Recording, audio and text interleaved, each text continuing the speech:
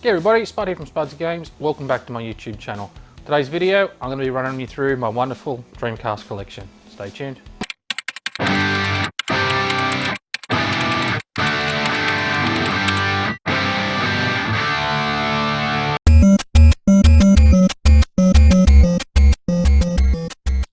Just before I get started, it's good to finally get to the end of this video. It's been cursed ever since I've ever tried to shoot my Dreamcast collection video. I must have shot this video half a dozen times. Every time gone back, reviewed it, and there's been an issue, or I've had to stop filming because of an issue and whatnot. But hopefully we'll get through it this time. You know, I've had everything from CRTs losing a color on the RGB mod, consoles not working, consoles not doing what they should be doing. I picked up a big haul in between, or when I was shooting a video, so I had to redo it, all sorts of things. But now everything's settled, I've got everything working again. Let's get stuck into it. So first up, let's talk about my connection to the Dreamcast. Why do I have this in my top 3 consoles that I have in my collection? Well, it's certainly not nostalgic, that's for sure, because the Dreamcast era for me didn't exist. I went from Sega Mega Drive through to PlayStation 1, skipped over the Saturn, skipped over the Dreamcast. And went to PlayStation 2 as well, because the way Dreamcast fell, it sort of fell in the middle of PlayStation 1 and then sort of into the beginning, mid of the PlayStation 2, probably more the beginning of PlayStation 2. So a lot of games you find in the Dreamcast collection actually cover off PlayStation 1 and 2. But because I had the PlayStation 1, my friends had PlayStation 1s, family had PlayStation 1s and PlayStation 2s, I never had the need for Dreamcast and never ever really considered getting a Dreamcast. They weren't readily available, they weren't well advertised. You know, we'd walk into a video game store and there'd be wall-to-wall PlayStation 1 games, and if you're lucky, tucked away in the corner would be some Sega Dreamcast games. So for that reason, I have no nostalgic connection to this console, whatever. However, in saying that, knowing what I know now and having the opportunity to go back and collect for the Dreamcast has certainly opened my eyes to what a wonderful console it is. I saw a survey recently. It wasn't a survey, it was more of a question on one of the forums or one of the Facebook pages, I can't remember what it was if you knew what you knew now, would you go back and recommend your younger self to buy a Dreamcast? And I think it must have been on a Dreamcast fan page, because everyone's like, of course, you know, knowing what we know now and the games, we would have, you know, for sure picked up a Dreamcast. But for me, no, I wouldn't have. PlayStation 1 and PlayStation 2 for me have a really nostalgic connection to them, and I wouldn't put myself through what Dreamcast owners had to put themselves through at the time in regards to trying to find games, the price of games, the price of consoles, the terrible releases. You know, it was just a nightmare overall, and Sega didn't do a very good job. So, however, PlayStation 1, PlayStation 2, big fanfare releases, you know, thousands of games to choose from, you know, had all sorts of varieties of games. So no, I wouldn't go back and recommend my younger self to pick up a Dreamcast, that's for sure. What I would recommend at the end of the Dreamcast life, if you've ever picked up a Dreamcast nice and cheap and a lot of games, sure, pick it up and give it a go, because you would have found that the Dreamcast certainly cut the mustard against the PlayStation 1 and to a certain extent, or to a good extent, PlayStation 2. So in short, my connection to the Dreamcast is purely, I suppose, technical and from a collection point of view. You know, now I compare games, the PlayStation 1 version of games to the Dreamcast games or Dreamcast ports. You know, they're much better on the Dreamcast, there's no doubt about that. PlayStation 2, you can give or take some of the ports, which one's better, but PlayStation 1 against a Dreamcast, absolutely. You would choose Dreamcast every time. Games like Marvel vs. Capcom, the first one, you know, I think you can play that on VGA on a Dreamcast. You certainly can't do that on a PlayStation 1. Tony Hawk Pro Skater, all these games that were available on PlayStation 1 that you could get on Dreamcast, I would certainly now recommend to play them on Dreamcast, just from a graphical point of view. Okay, the controller, etc. takes a bit of getting used to, but I suppose if graphics are the main thing for you, then definitely I would be recommending the PlayStation 1 games across the Dreamcast. Play them on a Dreamcast and you'll get much better graphics out of them. So that's my connection to the Dreamcast. As I said, not nostalgic whatsoever. It's just I've had the chance now to collect collect Dreamcast games since I've been collecting for the last 5 or 10 years. And I've come to realise what a wonderful console it actually is. for the games it actually had, the release it had, you know, all those things it had against it. It actually was a very, very good console, both in games and also technical. So that's it for the lovey-dovey stuff. Let's get stuck into the collection itself. I have, I think, 72 PAL games, all complete. I don't collect anything unless it's complete, unless it's a really, really rare game that chances are I won't find anywhere else. May collect them without the manual and hope one day that I do find a manual. But in the instance of Dreamcast, all my PAL games have manuals, along with all the rest of them. So I think it's 72 PAL games I have. There's, I think, 18 Japanese games and 27 NTSC games. Now I try not to double up across regions, just the way it falls. Sometimes I do. Sometimes I'll notice that you can only play, you know, if I look at a game like Skies of Arcadia on PAL, you could play it in RGB and composite, whereas where NTSC you could only play it in VGA and composite. So, you know, if I wanted a better graphical experience, then I'd probably choose the NTSC version because you can output over VGA. However, compatibility-wise, if I'm looking just to play it on a consumer CRT, then the PAL version would be the way to go. So I do have some crossover and some double-ups across regions for that particular reason, but generally I try and stay clear of doubling them up. The reason why I have so many US NTSC games is just because, you know, they're not exclusive, so to speak, but I don't have them in PAL, so I've got the opportunity to have them in one or the other. I'd rather have them in NTSC than not have them at all. And considering I mod all my consoles, I've actually got a CDX action replay that I use as well. I have the ability, I can play multi-region games on my consoles. As for the consoles themselves, I have three. I have one working unit, but the GD-ROM drive doesn't work, so that'll get a GD-EMU put in it. And that will probably end up in the kiosk next to me. I have one working PAL, which I have used with the CRT behind me. And the black one you can see over there is a Sega GT, is it Sega GT? No, it's a Sega Sports, sorry, console, which is an NTSC console. But one of the issues I had when I was shooting previous videos, it actually has a 240 volt board in it. I didn't realise someone had converted it to 240 volt by putting a 240 volt board in there. I was putting on 110 and it was working, but it was just forever resetting in awkward moments and inopportune times. So it took a little bit of figuring out. I opened it up and noticed there was a 240 volt board in there. I also noticed some fairly hefty burn marks in and around where the old board was, where someone had obviously plugged 240 into the 110 volt board and blew it to smithereens. There's some nice char marks inside, which I'll have to clean up. So that's it for the consoles. I have three main ones, two PAL, one NTSC. However, I have action replays. The white PAL console, I've actually done a BIOS mod, so I don't need anything special to play multi-regions and that, it just does that automatically. And as I said before, the other one's just going to get a GD-EMU put in. I have pretty much all the peripherals as well, which I haven't got out on display. I've got the keyboard, I've got the mouse, I've got the fishing rod, I've got the, the microphone for caution seaman, pretty much all the light guns, got two light guns, so all the accessories I'm going to need for the Dreamcast I have as well. So just looking at the library of games for the Dreamcast, what Sega did really well, they did it with their Saturn as well, and this is probably why I enjoy the Saturn so much, is they excelled in arcade ports. And generally when you're talking about arcade ports, you're talking fighters, you're talking racing games, you're talking fighting games, and sport games as well. What they didn't do that well, and there's not a lot of, particularly in the PAL regions, is RPGs. And this is where I was saying I still wouldn't recommend go back and get a Dreamcast over a PlayStation 1. Comparing the library PlayStation 1 to the Dreamcast, it's just far superior. So if you're after in-depth RPGs and lots of them, particularly JRPGs, then Dreamcast isn't for you. But if you are looking for really good arcade ports of shooters, fighters, driving games, rally games, sports games, then I highly recommend you get yourself a Dreamcast because it does that really well.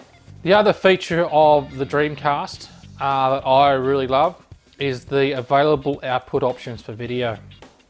It pretty much covers off on all of them. Starts off with the most basic. It was always supplied with a composite cable, so that's the yellow, white and red. It could do S-video, it could do VGA, it could also do RGB. So you had 4 video signals to choose from.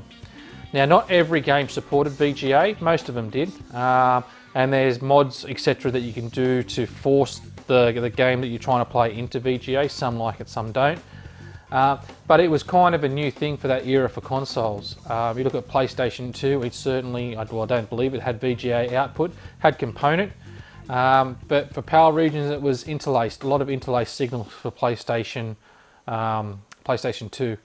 Whereas the Dreamcast, you know, you're able to output 480p, 31 kilohertz, which is a VGA signal, proper VGA signal. So you could play it on your PC CRT, not just a consumer CRT. You know, you'd get those really crisp images when you're playing those particular games over VGA. So let's get stuck into the games. What I'll do is I'll run you through probably the top half a dozen or so games I've got in my collection that are probably worth the most money. PAL and NTSC. I'll give you guys a look at the Kiosk over there. I think it's Capcom vs SMK that I've got playing over there. So I'll give you guys a look at that. That's something I've been working on for the last 18 months or so, is restoring that, and it's nearly to a point now where I'm happy with it. A couple of things I need to do, but I'll run you through that. And then I'll run you through probably my top 5 Dreamcast games that I play pretty much religiously all the time. So working my way through some of the, I suppose, more highly sought after / expensive games that I've got. Not saying these are the best games, a lot of them are, but they're more, I suppose, the most expensive games that I've got and highly sought after, as I said. Games, Marvel vs Capcom. Comparing it to the PlayStation 1 version, far superior. Street Fighter, Double Impact. Street Fighter 3 Double Impact. It's actually 2 Street Fighters in one. We've got Street Fighter 3 New Generation and Street Fighter 3 Second Impact. There's so 2 games in one there on one CD. I haven't played this one yet, but I will play this before the end of I shoot this video, because it could end up in my games that I need to play, or top games. But it's Dynamite Cop, another highly sought after game. Power Stone, which is another, I think it's a fighter. You know, a lot of people love the Power Stone games. Sonic Adventure, in my opinion, the best 3D Sonic game there is going around. Fetches a pretty penny these days. When I first started collecting, I know it was only like a $30 game, but seems to have shot up in value over the last 12 to 18 months, like most things. I mentioned this game before, Skies of Arcadia, fetches a good price. We've got Marvel vs Capcom 2. I've played this on Xbox and PlayStation 2, and Dreamcast for me is the far superior port. Bangai-O, a weird shooter, if you haven't played it, which is a good price. This one, probably not the most expensive game, but it's one of those RPGs that I mentioned before, along with Skies of Arcadia, and it's online. And I highly recommend, if you get the opportunity, get online. Because there is still a community that plays Phantasy Star online. You have to do it, there's several ways you can do it, but there is a pretty easy way to do it these days with a with a Raspberry Pi modem adapter. I can't remember what it's called now, but essentially, yeah, it's pretty easy to set up, and you can jump online and still play that. There is an active community. Res, I don't know how to explain this game. Just, yeah, do your best, but it's fairly sought after as well. I think I've got on PlayStation 2 as well, maybe. But yeah, it fetches a good price as well, and Plasma Sword as well. So that's it for. I mean, as you can see, I've got a heap of PAL games here, but they're probably the most highly or high dollar value games. I've got games like Shenmue and House of the Dead 2, etc. Jet Set Radio. You know, I'm not saying they're not good games, they're just probably not in the valuable pile, if you know what I mean. When we're talking NTSC, we've got Caution Seaman, which is keen to give this one a go. This is one of those ones I picked up in that bundle recently. With the microphone, it doesn't have the little fluffy thing on it, but not many of them do these days because they disintegrate so much. Typing of the Dead, I mentioned House of the Dead 2 on PAL before. This is an obscure take on it where you've essentially got to type your way instead of shooting zombies. Dreamcast had a keyboard. You plug the keyboard in and that's how you do it. It was an arcade game actually, so I do remember seeing this in arcades. So it's yeah, I'm keen to give this a go. It does do VGA as well. Quite an obscure game. Skies of Arcadia, you saw it on PAL before. I've also got it on NTSC, just for that VGA capability, and seeing it on a PC CRT instead of a consumer CRT.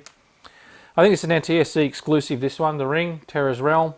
Anyone who's seen the movie The Ring before, it's loosely based around that. Different story, but same sort of thing. Fetches a good price, and as I said, I think it's an NTSC exclusive. Mortal Kombat Gold, for me, best Mortal Kombat you can play. Fetches a good price. Another one, probably, I would rank this in the top 2 or 3 shooters on the Dreamcast. Gunbird, great game, love it. I haven't played this before, so it may end up in my top 5 list, I don't know. Sonic Shuffle, a bit more of a party type game for Sonic, a bit of a move away from the old 2D platform. And that's probably it for the NTSC games, you know, worth noting for dollar value. What I'll do is I'll unplug the camera and we'll just take a quick look at the kiosk that I've got here that I've repaired, and yeah, give you guys an overview of what's going on in that space. So taking a look at the kiosk itself, so what work had I done? So a new light box. The light box that I had with it was just totally disintegrated, it was cracked everywhere. It's not quite the same style light box that come off it. The box that come off it had sort of a dome sort of shape to it. I wanted it flat. And these pieces on the end were more greyish, more similar to this colour. But I wanted them blue, and I could only really find one guy who was prepared to go and actually make something for me. So I kind of had to accept just what I got, and I think he's done a bloody good job making that. The sides pop off, so I have access to the fluoro inside. I don't have a fluoro inside at the moment. I'll probably actually change it to LEDs inside. It'll give me the ability to change colours if I want to. But, you know, mainly just for, I suppose, just keeping the technology up to date, I'd probably switch the fluoro out to LEDs. I'll still keep the fluoro just for to keep things original. But I think I'll end up changing that to LEDs. CRT I use, 19-inch JVC Pro monitor, 800 TVL. It's one that I RGB modded. And the signal coming through for Capcom versus SNK is through RGB, SCART. So outputs a really high resolution, nice thick scan lines, and it gives you a really good picture. I've just got the sound turned down at the moment, but this monitor does have capability. It does have a speaker in it, but I've just got the sound down while I'm talking. Otherwise, you know, it could become a bit of a nightmare trying to talk over the top of it. The console I've got inside there is the Sega Sports console, as I said before. It's working now. I do have to change the back clock battery, or the battery in it. You know, I have to keep putting the time at the start. Just I haven't got around to doing that yet, but I will. But I'll end up probably changing it out for I will change it out for the white one. I'll put a GD EMU in it, and you know, just so I'm not having to chop and change and lift this cover up to swap games, etc. It's already there. I just, you know, pick the game and away you go. Speaking of the cover, this is new as well. Had this made by the same guy who made that. Once again, it was more of a rounded bubble shape to it. This one's more squarish, so it comes down at an angle, and I'll show you guys up close in a sec. It comes down at an angle, then flat, and then it's got some lock things underneath it as well. The arms, these are all original. I didn't repowder coat these. I didn't really have to. They do have like a PVC blue tubing over the top of them. I do need to make up some brackets to hold the controllers in place. Whether I put them on there and use them, I'm not 100% sure, just because they're so rigid, these arms. I mean, this one's loose at the moment, I haven't done the bolts up. But because they're so rigid, you know, you sort of, me, if I'm playing this, stand in front of it, I want to be able to move the controller a bit. So having access to pick the controller up and move it around rather than having it stuck on this. But I still want the brackets there just to try and, I suppose, keep that kiosk feeling. And if I ever tried to sell it as well, it'd be always good to have those brackets. The decals themselves, so I got a new Dreamcast label, you can see down the bottom there. I got this surround, put it around the CRT. I may change this to a matte grey black finish to match the CRT. I'm not saying I'm not happy with it, but when I saw it there, I thought, you know what would look good? If I did it the same colour as the CRT, just to give the impression it's the CRT surrounds, rather than, you know, a surround and then the CRT inside the window. May change that, not sure yet. And obviously had the vinyl made for the light box as well. I had this whole thing resprayed, so the paint was all flaking off the front of it, down the bottom there. I don't know whether it had been sitting in water for years or not, but down the bottom was all rusted out. The base, which is a really heavy base, it is on wheels, was all rusted out, so I had all that sandblasted back and re-powder coated. You know, all up, I think I've spent about 600 or 700 Australian dollars repairing this thing. Glad it's getting to the end of it. Whether it's actually worth that or not, I don't know. But I mean, how cool does it look? You know, and I'm really proud of having it sitting in my collection. So now we're going to do my top 5 games that I have in my Dreamcast collection. I'm not going to do the whole Dreamcast library, because I don't have the whole Dreamcast library, just the top 5 games that I have in my collection that I probably play the most and I enjoy the most. So coming in number 5, it's a driving game. No, it's not Sega Rally, it's not Daytona, it's actually Le Mans 24 Hour. I think it's actually known as Test Drive Le Mans or something like that in the NTSC regions. Technically very good driving game. It's visually also as well really good. The graphics are awesome on this. I'm just checking whether it's VGA compatible. It doesn't say on here. You may be able to force it to VGA, I'm not sure. But in terms of driving games, technical driving games, then I don't think you can go, especially on the Dreamcast, you can't go past Le Mans 24 Hour. It's a really good driving game. Number 4 that I have, so one of the 2 RPGs or 3 RPGs that I have in my collection, and probably the best RPG that Dreamcast has, Skies of Arcadia.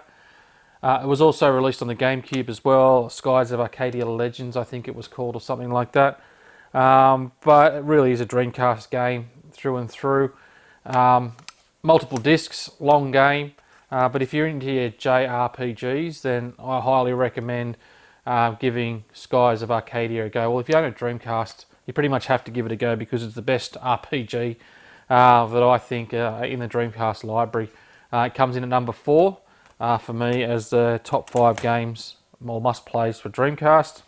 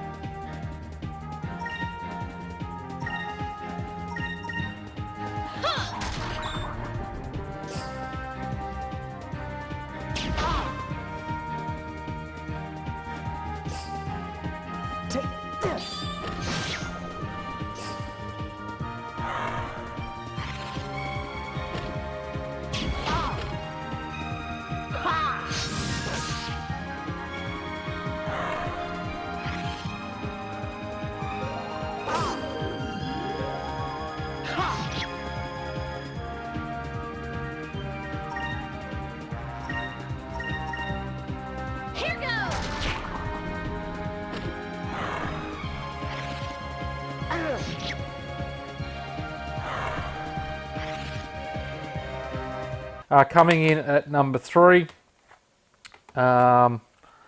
it's Sonic Adventure. I have Sonic Adventure 2 here somewhere as well, but I haven't really played it that much.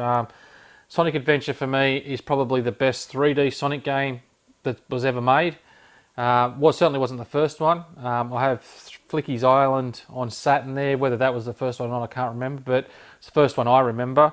But Sonic Adventure, it's just so much better. And for a 3D Sonic game, it's just really awesome. It's super fast. I think it is VGA compatible, so you can throw it on your PC CRT and get an extra wallop out of the graphics. And it's just technically really good. It's not real glitchy. It keeps up with the pace of Sonic really well. Controls are fantastic. The visuals are fantastic. And overall, it's probably my second favourite Sonic game, actually, behind Sonic 3 on the Mega Drive. So, it got a Dreamcast. You got to give Sonic Adventure a go. It comes in at number 3.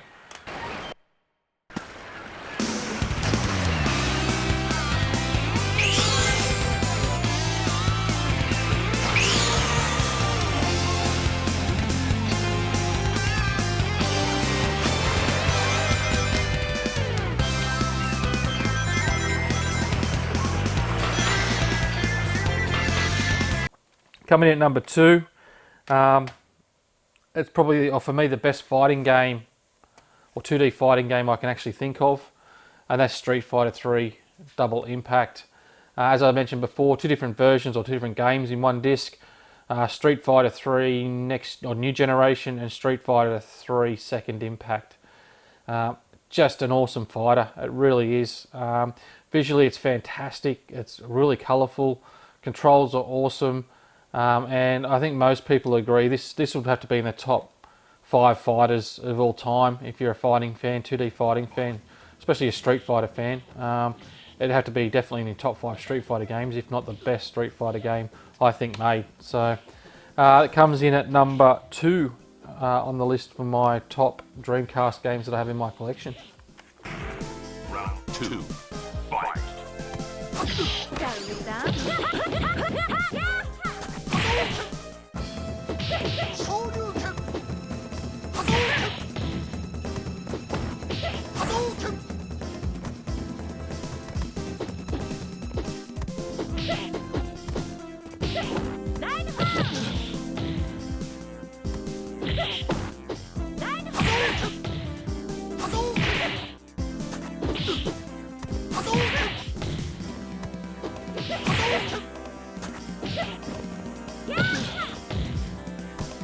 Coming in at number 1, and just to prove not everything's based on dollar value, for me, still the best sports game I've ever played. And everyone's going, probably thinking, well, why would you pick a sports game for number 1? The only people who would be saying that are the people who haven't played Virtua Tennis. I don't know what it is about this game. I'm not a tennis fan, or I'm not a fan. I like tennis. I'm not a tragic by any stretch of the imagination. I'll sit there and watch, tennis games on TV, if nothing else is on. I enjoy the majors, but I'm certainly not a tennis tragic by any stretch of the imagination. So I'm not sure why I'm so drawn to Virtua Tennis, but it really is an awesome game. It's really addictive. Controls are just fantastic on it, really responsive. It's not that hard. When you put it on the hardest difficulty, it does get really hard, but it has good, I suppose, introduction level all the way up through to the pro. And it really, really is a fantastic sports game. Even if you don't like tennis, if you don't like sports games, you've got to give Virtua Tennis a run. As I said, for me, it's not only the number 1 Dreamcast game, it's probably the number 1 sports game that I've ever played. So that's it for my number 1.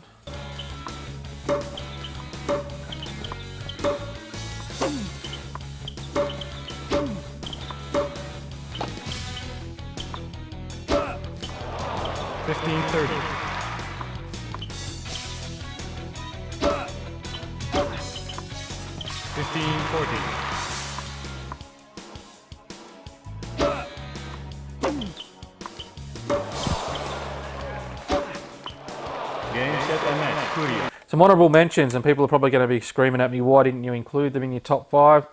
For me, I play these games, and a lot of people love these games. I like them, don't get me wrong. And they certainly are a Dreamcast game, that's for sure. Like, when they're synonymous with the Dreamcast. So, an honourable mention goes to Jet Set Radio.